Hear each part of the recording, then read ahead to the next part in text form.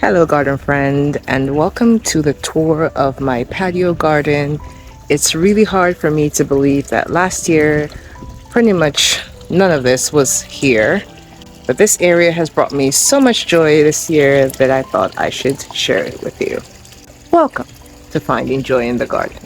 So this area here had been a project on my mind for over a year. Last year I only had these tables here and the green stalk, which is over here, my strawberries. And then sometime at the end of the year, I bought that water feature. But otherwise, none of this was here. But this year, I decided to work on it because I love to sit in that little porch right there. And when I look out, this is the area I can see. So I needed to do some work on it. So let's start with the oldest, the green stalk. This green stalk here has been here for 2 years, I believe. I have strawberries in it. As you can see, these are what I like to call evergreen strawberries, but they're really just strawberries that produce year round, which is different from the Juneberry strawberries. So I get a few strawberries ever so often versus getting a huge harvest. This has been beautiful. I added some different strawberries. These are the alpine strawberries. So they make little white strawberries. Let's see if I can find one. I have never actually harvested them. This was the first one to come. Oh, look, I think it's ripe. Let me pick it. It's soft. So if you've ever grown alpine strawberries, please let me know. I hear they're really small. So this is actually ripe. It might be even a little bit overripe. I'm going to taste it and let you know what it tastes like. It tastes almost like a mix of pineapple and banana. That is so different. Well, I have quite a few growing here, so I will have another chance to taste it and see. Oh, that was delicious. Okay, so these are the leaves of the alpine strawberry, and they're a little bit different from these here. These are the, I believe it's Maria de Bois. I will write the name here. Strawberries, they are smaller red strawberries, and like I said, these are the alpine strawberries. But let's move on. So, ooh, I just got attacked by a bee. What did I do to you, baby girl? All right, let's start with the flowers. Now, most of these flowers are perennials. I do have some annuals as well, and a lot of them are new to me. Like this one here, look at this flower here. This is a Shasta daisy, but this is not the Alaska Shasta daisy.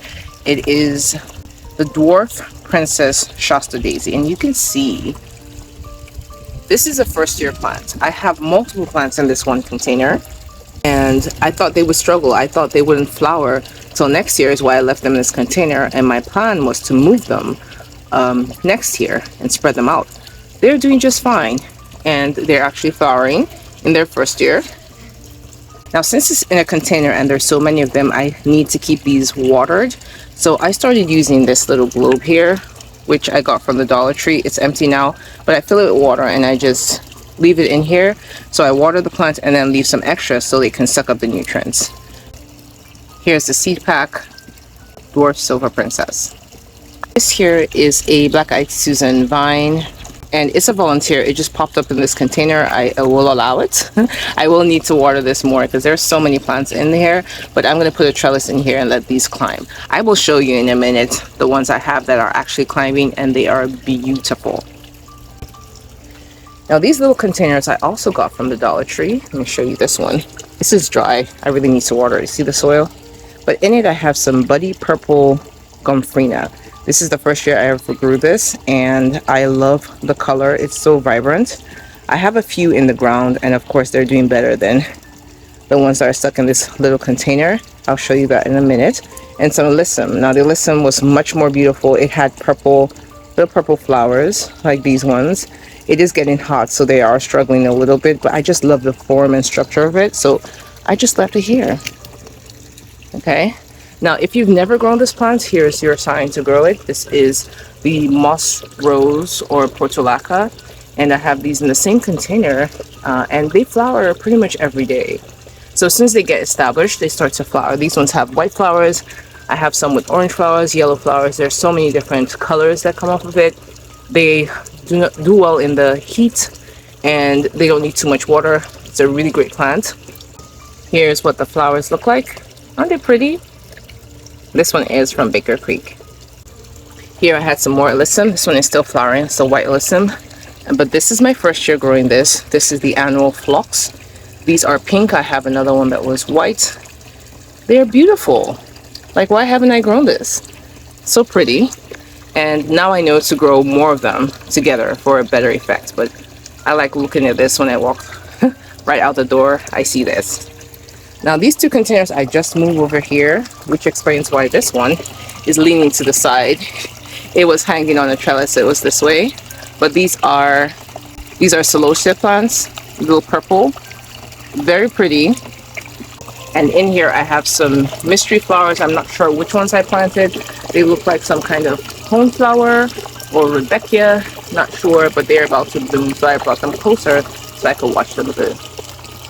Now, the water feature. I love this thing. I was in one of the big box stores, I think it might have been Lowe's, and I was looking for plants, but I heard this waterfall and I just had to buy it. I love the sound of water, and this makes me happy. As soon as I wake up, this is the first thing I put on, just so I can listen to the sound literally all day. Now, quick garden tip. Let me show you. Every gardener needs one of these. This is a plastic cup, and in it I have some water and a few drops of dishwashing soap. And I leave this hanging around. I have 2 cups, one in this patio garden and one in my other garden. And I leave these hanging around because I use them to catch little bugs. So every time I come out and I see a leaf-footed bug or a squash bug or a cucumber beetle, I go grab my cup.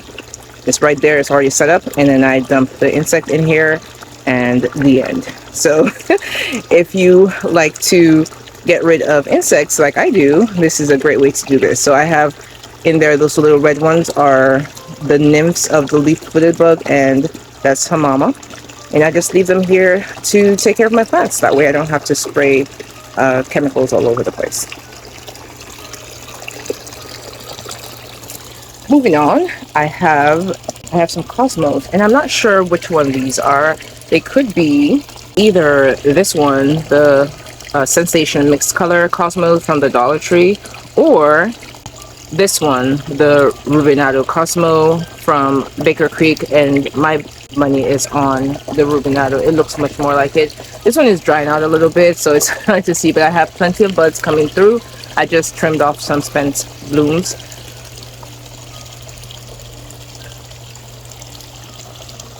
And because I like to stuff plenty of plants in one container, I have this plant here. It is the coxcomb orange number 2. It is a celosia plant. It has this big red brain of a flower.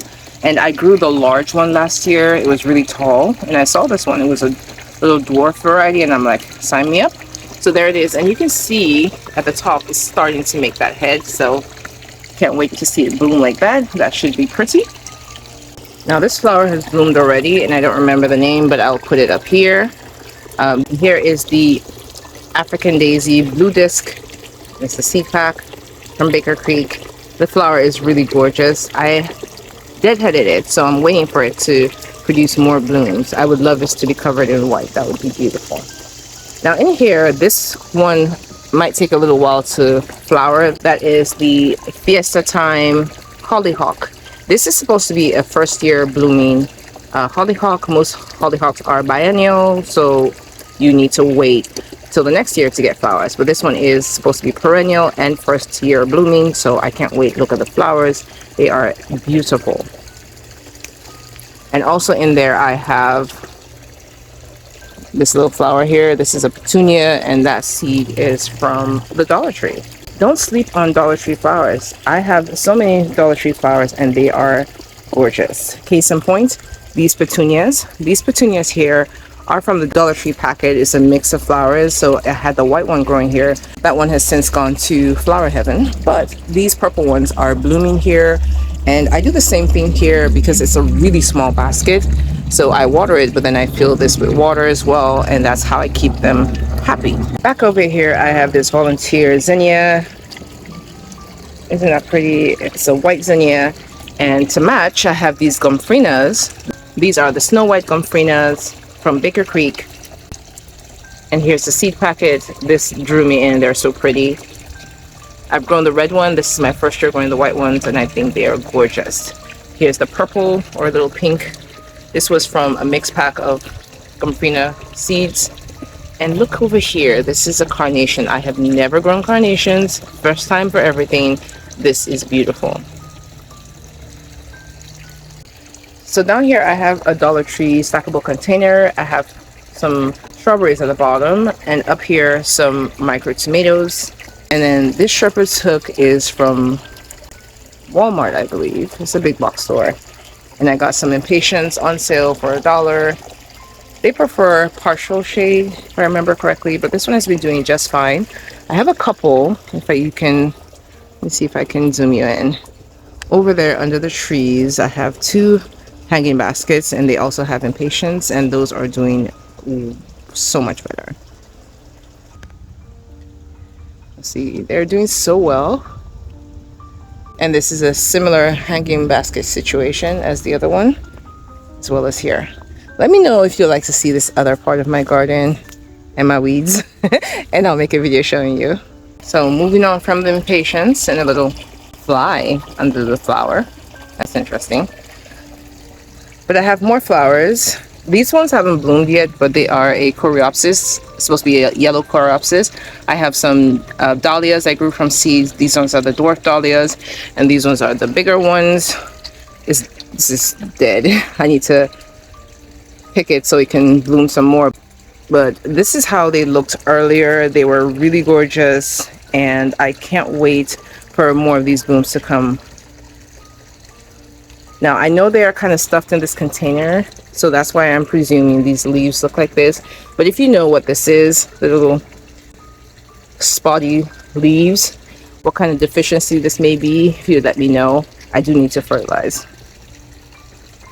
All right, more strawberries in the back. These strawberries are old. I've had them for at least, I don't know, 5-6 years.